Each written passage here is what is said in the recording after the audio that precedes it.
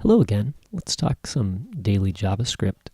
And I'd like to follow up my last post on, the anonymous function and closures. And I'd like to follow this up with another example. This one is going to print a couple messages. Let's just hide that for the moment, right? And let's take a look at what happens when we make a function and we define variables inside it. Okay, and here's another way that we might look at this, right? Let's imagine we want to make a counter, right? And we might want to make more than one counter. Imagine we have something on the desktop and interface, and you can click buttons or something to add items to a particular list, and we have several of these lists, or you might be able to create as many lists as you wanted and then count the number of items in each one, right? So, our thing is going to be simple here. It's just going to have the counter, okay? But what we want to do is we want to be able to make any number of counters that can count and keep track of their own value. Now, we could do it with an array, right? But, then that gets a little sticky because every counter has to remember its index in the array, and then we have to keep track of the values and store them in the array, and they're that might be good for some situations. But what I'm thinking about here is, why don't we use the closure to help us, right? And the closure will allow us to make, kind of an enclosed object that, has its own method inside to count, right? And its own counter or variable to keep track of the count, okay? So I'll start here with a name. Well, let's actually put the var here, right? So we'll say var make counter. Okay, and counter maker thing here is going to be a function. So we'll say function, right?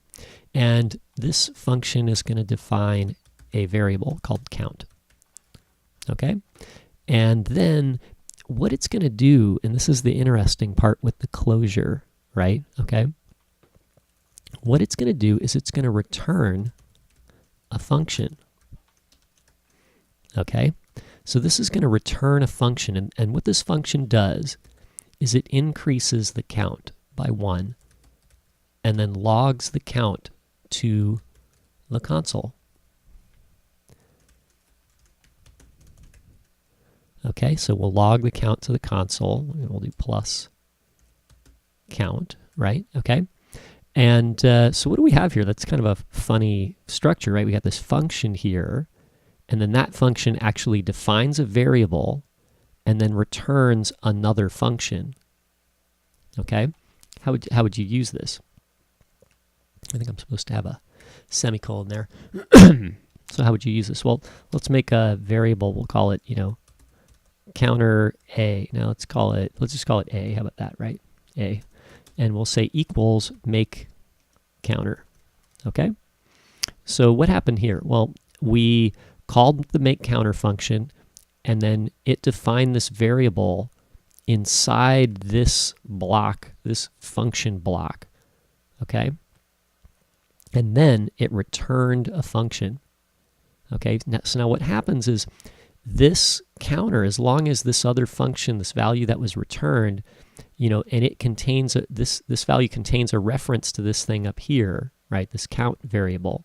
As long as this function exists, then this variable will exist, and it will exist as an instance of the time, that one instance when we called on make counter. Okay, so we call make counter, and this function runs, and the computer keeps track of this variable, which is scoped to this function, right? Okay, and it keeps track of that as a separate instance. There's one of these for each time we call on this function, okay? And then since this function that we returned references count, this count variable here, then the little block of code that ran when we did this function, it doesn't go away, it stays, okay, until this function is deleted, okay? So what happens? Well, we'll call on, make counter, and it returns the function here. And then we can call on that function, right? Because A is a function. We returned a function, right? So I'll just execute A here, and then we'll see what happens in the console, right? So let me refresh this here. Oh, there we go. It says counter is 1, right? Why does it say that? Well, we called on A, and then A executed the function here, and this count variable doesn't exist here, but it exists inside the makeCounter function, or the instance of makeCounter that we called on, right? And so, we added 1 to that, and then we printed the value, right? Let's do it again. What if I call it a second time? Oh, so there's 2, right? So we call it, and it still remembers the value. It didn't go away, right? So the value for count still exists, right?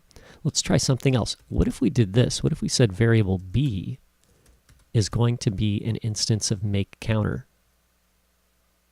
What's going to happen here if we call on b? Right? Think about that for a minute. Is it going to print the value, that's stored with A, or is it going to print its own value? Right? So let's give it a test. So now if it prints the value, if this belongs to both A and B, then the value should be 1, 2, and then it would be 3. If it only belongs to B, then it'll be just 1, right? So let's try it. Well, it's just 1.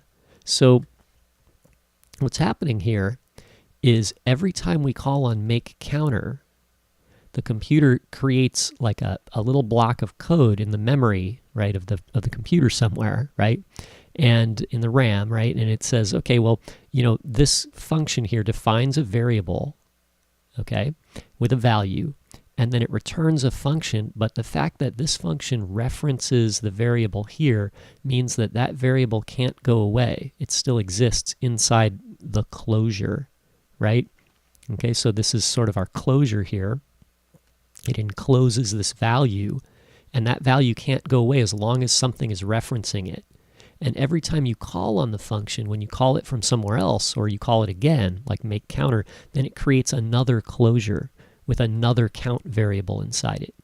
So that closure has its own value. So you can picture these as being separate entities, right?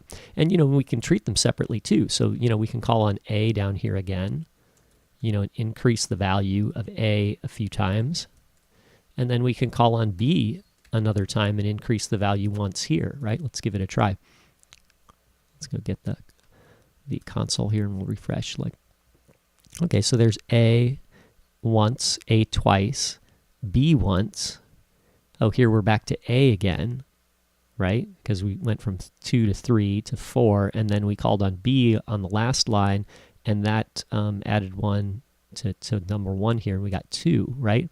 So there's an interesting idea there, right? It kind of follows up on the last example, right? So anyway, thanks for watching. I hope that's interesting and maybe sheds a little more light on that last example. Okay, thanks.